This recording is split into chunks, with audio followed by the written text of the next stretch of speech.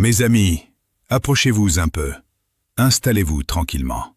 Parce qu'aujourd'hui, je vais vous raconter une histoire incroyable. Une histoire simple, mais qui montre comment un petit geste peut changer toute une vie.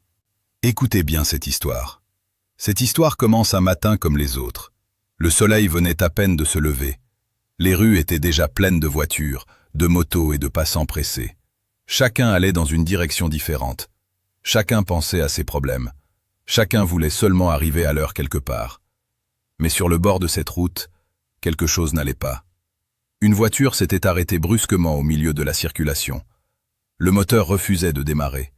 À côté de la voiture, une femme d'un certain âge se tenait debout. Elle semblait inquiète. Elle regardait autour d'elle, espérant que quelqu'un s'arrêterait pour l'aider. Mais les voitures passaient, les motos passaient. Les gens passaient, et personne ne s'arrêtait. Certains regardaient rapidement, puis détournaient les yeux. D'autres murmuraient « Ce n'est pas mon problème », et ils continuaient leur chemin. La femme soupira profondément. Elle regarda sa montre. Elle murmura doucement « Mon Dieu, je vais être en retard. Ce rendez-vous est très important. » Mais personne ne venait. Personne. Sauf un jeune homme.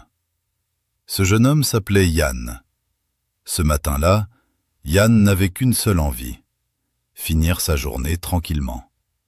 Pas de problème, pas de dispute, pas de complications. Juste travailler et rentrer chez lui. Mais parfois, mes amis, le destin ne nous demande pas si nous sommes prêts.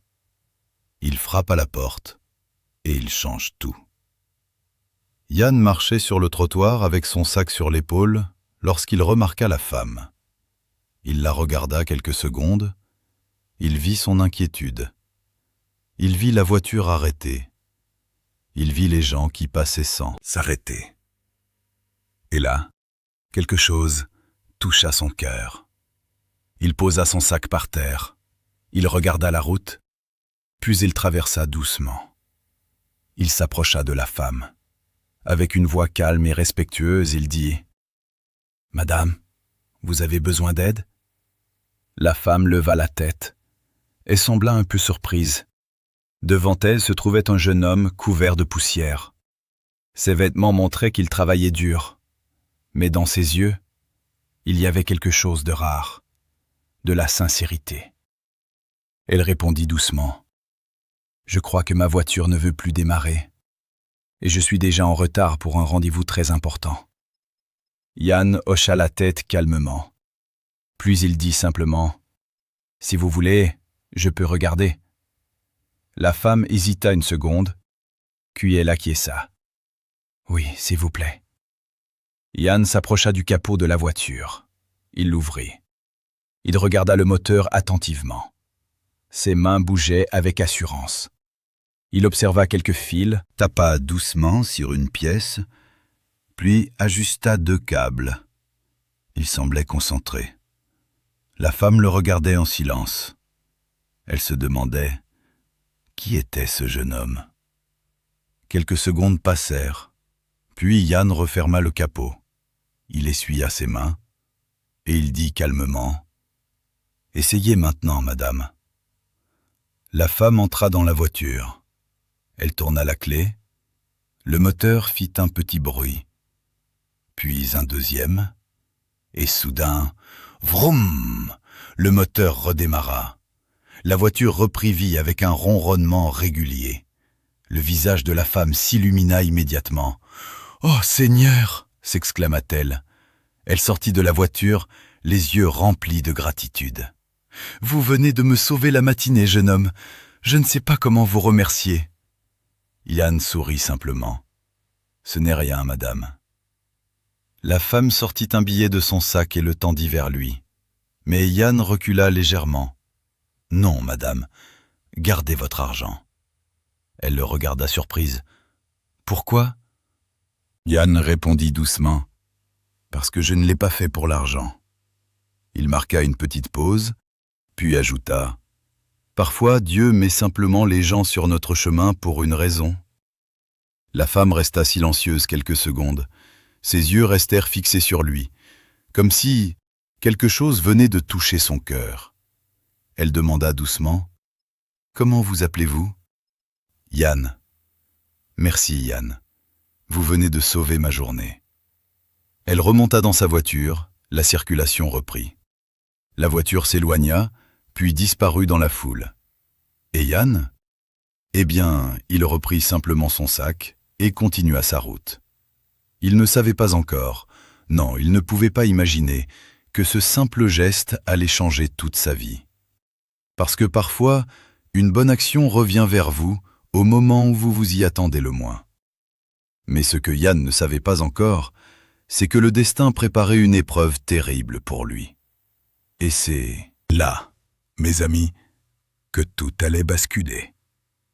Mes amis, continuons cette histoire, parce que parfois, dans la vie, les choses peuvent changer très vite. Un jour, tout va bien, et le lendemain, tout peut s'effondrer. Après avoir aidé cette femme sur le bord de la route, Yann reprit simplement sa vie. Pour lui, ce n'était qu'un petit geste, rien d'extraordinaire. Il ne se vantait pas, il n'en parlait presque à personne. Il continuait simplement à travailler. Yann était mécanicien dans un petit atelier du quartier. Un atelier simple, avec des outils usés, des motos démontées et l'odeur permanente de l'huile et du métal. Chaque matin, il arrivait tôt. Il enfilait sa combinaison bleue de travail, puis il se mettait au travail. Réparer des motos, changer des pneus, remettre en marche des moteurs fatigués. Le travail n'était pas facile. Ses mains étaient souvent sales. Son dos lui faisait parfois mal. Mais Yann ne se plaignait jamais. Parce que pour lui, le travail était une bénédiction. Chaque soir, il rentrait chez lui fatigué, mais avec le cœur tranquille. Parfois, quand il se reposait le soir, il repensait à cette femme qui l'avait aidé. Il se souvenait de son sourire. Il se demandait « Est-ce qu'elle est arrivée à temps à son rendez-vous » Puis il haussait les épaules et disait doucement « Que Dieu la protège » et il passait à autre chose. Mais mes amis, ce que Yann ne savait pas, c'est que le destin avançait déjà vers lui. Et ce vendredi-là, tout allait changer. Ce jour-là, Yann venait de terminer la réparation d'une moto. Il essuyait ses mains avec un chiffon lorsqu'il entendit un bruit de voiture devant l'atelier. Une voiture de police venait de s'arrêter. 2 policiers descendirent. Leur visage était sérieux. Les collègues de Yann arrêtèrent de travailler. Tout le monde regardait. Les policiers entrèrent dans l'atelier. L'un d'eux demanda d'une voix forte « Qui est Yann Talla ?» Yann leva la tête. « C'est moi. » Le policier le fixa. Puis il dit des mots que Yann n'oubliera jamais. « Yann Talla, vous êtes en état d'arrestation pour complicité de vol qualifié. » Le silence tomba dans l'atelier. Un silence lourd. Yann resta immobile. Il cligna des yeux, comme s'il n'avait pas bien entendu. « Comment ça ?» dit-il. « Quel vol ?» Mais les policiers ne répondirent pas. L'un d'eux sortit des menottes. « Vous expliquerez cela au commissariat. » Les collègues de Yann étaient stupéfaits. « Mais il travaille ici toute la journée !» cria l'un d'eux. « Il ne ferait jamais ça !» Mais les policiers ne voulaient rien entendre. Ils menottèrent Yann devant tout le monde. Et ils l'emmenèrent. Dans la voiture de police, Yann sentait son cœur battre très fort. Il ne comprenait pas. Qu'avait-il fait? Pourquoi lui? Au commissariat, les policiers lui expliquèrent enfin. La veille au soir, une boutique d'électroménager avait été cambriolée. Un témoin avait vu un homme fuir sur une moto. Cet homme portait une combinaison bleue de mécanicien. Et comme Yann portait souvent cette tenue, les soupçons étaient tombés sur lui. Yann frappa la table avec colère. « Mais ce n'est pas moi! Demandez à mon patron, j'étais à l'atelier toute la journée. » Mais personne ne semblait vraiment écouter. Les policiers remplissaient déjà des papiers, les stylos griffonnaient, les formulaires s'empilaient. Et très vite, la décision tomba. Détention provisoire. Ces mots frappèrent Yann comme un coup de tonnerre. Un policier murmura même avec mépris « Oh les jeunes, toujours les mêmes histoires. » Ces paroles blessèrent profondément Yann. Il sentit une colère monter dans sa poitrine, mais aussi une immense tristesse. Cette nuit-là, il passa la nuit en cellule. La cellule était froide. Les murs étaient humides. Une petite lumière éclairait faiblement la pièce. Yann s'assit dans un coin, la tête entre les mains. Tout ce qu'il possédait, c'était son innocence, et la peur terrible de ne jamais pouvoir la prouver. Il ne pleurait pas, non. Il regardait simplement le sol, en essayant de comprendre. Pourquoi lui? Pourquoi maintenant? Le lendemain, on le fit entrer dans un petit bureau sombre. Un procureur parcourut rapidement son dossier, puis il déclara d'une voix froide « L'affaire sera transmise au tribunal lundi. Détention provisoire maintenue. » Ces mots résonnaient dans la tête de Yann comme des coups de marteau. Tribunal, prison, accusation. Quand il fut ramené dans sa cellule, Yann leva doucement les yeux vers le plafond et il murmura « Seigneur, tu sais que je suis innocent. S'il te plaît, fais quelque chose. Mes amis, parfois dans la vie, l'homme peut... » Vous jugez très vite. Mais Dieu, lui, voit tout. Et ce que Yann ne savait pas encore, c'est que, quelque part, quelqu'un allait bientôt entrer dans cette histoire. Quelqu'un qui allait changer le cours de son destin.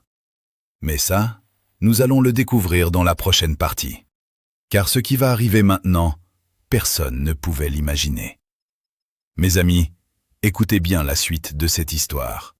Parce que parfois, quand tout semble perdu, quand l'injustice semble plus forte que la vérité, c'est à ce moment-là que le destin commence à agir.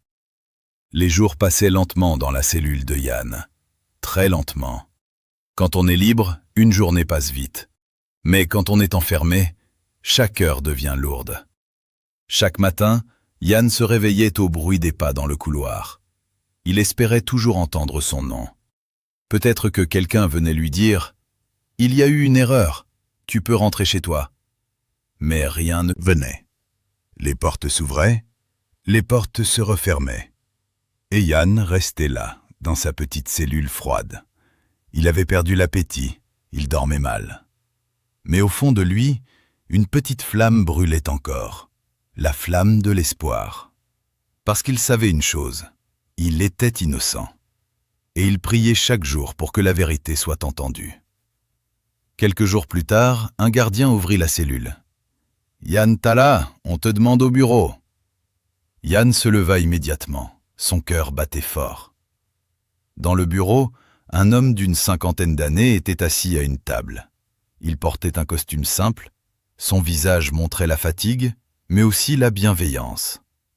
L'homme leva les yeux et dit calmement « Monsieur Tala, je suis maître Djouma. On m'a confié votre dossier, je serai votre avocat. » Les yeux de Yann brillèrent légèrement. « Merci, maître, je suis innocent, je vous le jure. » L'avocat le regarda attentivement, puis il hocha la tête. « Je vous crois, Yann. » Ces mots firent du bien au cœur du jeune homme. Depuis son arrestation, personne ne semblait croire en lui. Mais cet homme venait de dire « Je vous crois ». Maître Djouma ouvrit le dossier. Il parcourut les papiers quelques secondes, puis il soupira. « Il faudra être fort, Yann. Les preuves sont faibles, mais le témoin est convaincu de vous avoir vu. » Yann serra les mains. « Mais je n'étais même pas là. »« Je sais, » répondit calmement l'avocat. « Et c'est ce que nous allons prouver. » Il continua. « Au tribunal, nous ne devons pas crier. Nous devons parler avec calme. Nous devons utiliser les faits, pas la colère. » Yann hocha la tête. « Je ferai ce que vous direz, maître. » L'avocat posa la main sur la table. « Le procès aura lieu la semaine prochaine. Tout peut encore s'arranger. » Pour la première fois depuis plusieurs jours, Yann sentit un peu de lumière dans son cœur. Mais pendant que Yann attendait son procès, quelque part dans la ville, une autre personne poursuivait sa journée. Une personne très respectée, Une femme connue pour sa justice et sa rigueur. Cette femme s'appelait Mireille Chamba. Elle était juge au tribunal. Ce jour-là, elle venait de terminer une longue audience. Elle referma un dossier avec fatigue. La salle d'audience s'était vidée. Le silence était revenu. Être juge n'était pas facile. Chaque décision pouvait changer la vie de quelqu'un. Et Mireille prenait toujours ce rôle très au sérieux. Elle se leva lentement et retourna dans son bureau. Elle posa sa robe de juge sur sa chaise. Puis elle s'assit. À ce moment-là, son greffier entra dans la pièce. Il s'appelait Mathurin. Il portait une grande pile de dossiers dans les bras. « Madame la juge, voici les nouveaux dossiers pour la semaine prochaine. » Mireille soupira légèrement. « Encore ? Le travail ne finit jamais dans ce tribunal. » Mathurin posa les dossiers sur la table, puis il ajouta « Il y a aussi une affaire urgente. Le juge Nono est tombé malade hier. Son audience de lundi doit être reprise par quelqu'un. » Mireille fronça légèrement les sourcils. « Mathurin, tu sais que mon planning est déjà plein. » Le greffier répondit doucement. « Je sais, madame. Mais le président du tribunal insiste. Il dit que ce sera rapide.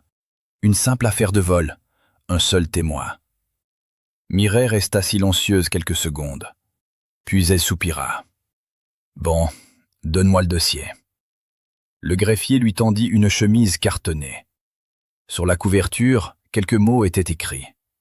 Affaire, vol qualifié. Accusé, Yann Talla. Mais à cet instant précis, ce nom ne signifiait encore rien pour elle. Elle posa simplement le dossier sur la pile, et elle continua son travail. Mais mes amis, le destin venait de faire un mouvement très important. Sans que personne ne le sache. La vie de Yann et celle de la juge Mireille venaient de se rapprocher à nouveau, comme deux chemins qui se croisent au moment exact où Dieu l'a décidé. De son côté, Maître Djouma travaillait dur. Chaque soir, il relisait le dossier de Yann, il notait les contradictions, il observait les erreurs. Il savait une chose, la justice peut parfois se tromper. Et pour sauver un innocent, il faut se battre avec les mots. Un soir, en fermant le dossier, il murmura doucement. « Seigneur, fais que le juge de cette affaire soit quelqu'un de juste. » Mais ce qu'il ne savait pas, c'est que sa prière venait déjà d'être entendue. Et très bientôt, dans la salle d'audience, quelque chose d'extraordinaire allait se produire. Parce que lorsque la juge ouvrira le dossier, lorsque Yann lèvera les yeux, leurs regards vont se croiser.